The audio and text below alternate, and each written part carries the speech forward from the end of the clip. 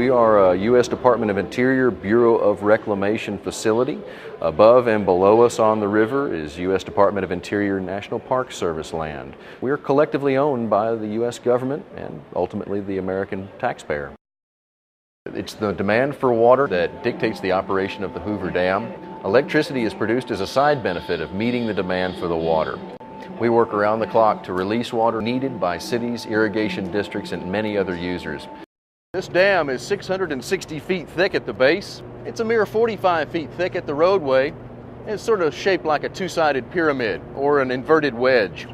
It's 1,244 feet across the crown, 726.4 feet tall, and just 78 feet wide at the very base. Herbert Hoover, the man who the Hoover Dam is named for, was Secretary of Commerce under Calvin Coolidge's administration. So it fell to Secretary Hoover to divide the Colorado River resources, the water, into an upper and a lower basin state configuration.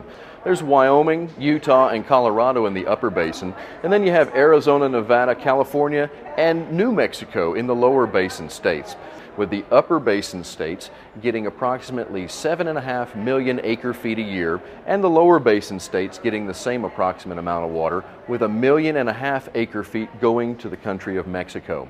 Now, an acre-foot of water, just for your information, is a football-sized area of land covered approximately a foot deep in water.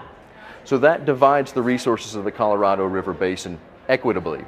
As the water comes to the Hoover Dam, it is stored in the largest man-made reservoir in America, called Lake Mead.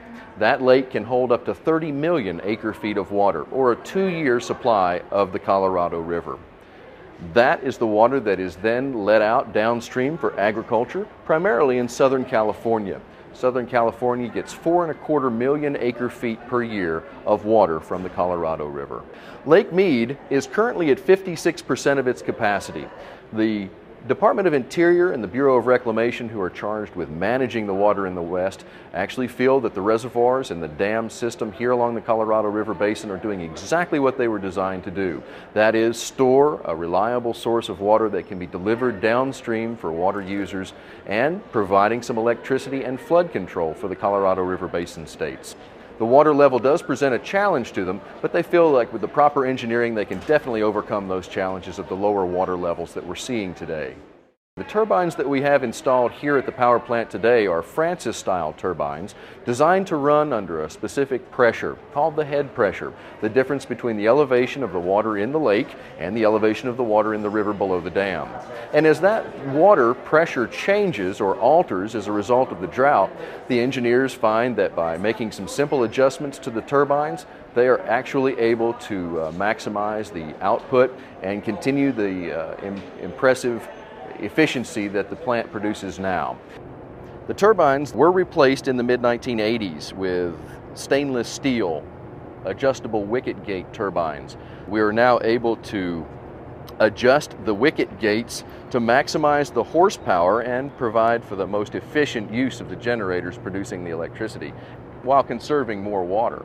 This will be the Arizona powerhouse. There are 9 generators in this particular wing. There are a total of 17 generators here at the Hoover Dam, 9 on the Arizona side, 8 on the Nevada side. There's an extra generator here in this particular bay because it's half-sized, and it provided power directly to Boulder City, the city that built the dam and where the workers lived while they were constructing the Hoover Dam. Here on the floor in front of us now is a Pelton water wheel, and it's a service generator. The reason we call it a service generator is because the electricity from that machine and another one just like it in the Nevada powerhouse across the river are used to run this plant. Now the cranes that you see here in the bay, that crane is a 300-ton traveling bridge crane. And there's another one just like it at the far end of the building. Both those cranes can move back and forth the whole length of this bay on the tracks that you see on the sides of the walls above our heads. When they're hooked together, they can lift up to 600 tons. Each generator weighs 585 tons. If you look at that first generator there, the light tells us that that generator is currently online. If you see that the center of A1 there has a large metal disc spinning inside, that's called the generator drive shaft. That drive shaft is 38 inches across and about 65 feet tall. It's stainless steel in 3 sections. That drive shaft It's represented here on this diagram, shows you just how long it is. As the water flows in through what's called the penstock, it goes into the scroll case, and as it goes through the scroll case, it spins that turbine. And the turbine obviously was attached to the drive shaft. And the drive shaft is spinning the internal components of the generator there inside the housing, what's called the rotor and the stator. The rotor is comprised of a series of magnets spinning in a circle, and the stator is a big copper wiring. As the rotor spins inside the stator, it produces an electromagnetic force, and that force essentially is the electricity that goes out through the walls of the powerhouse, through what's known as a bus bar, and into a step-up transformer. Now that step-up transformer takes the voltage from each generator, which is 16,500 volts, and steps it up to 220,000 volts. As you see the water swirling out from underneath the concrete foundation there, that's 22,000 gallons of water a second coming out of each of those turbines. Once the electricity is generated and leaves the transformers, it actually belongs to the Western Area Power Administration.